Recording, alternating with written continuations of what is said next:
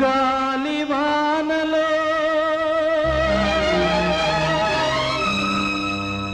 వాన నీటిలో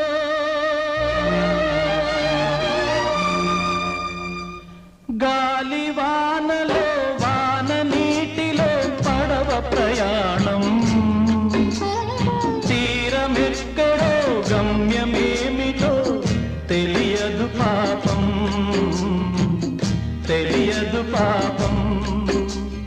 గాలివానలో వాన నీటిలో పడవ ప్రయాణం తీరమెక్కడో గమ్యమేమిటో తెలియదు పాపం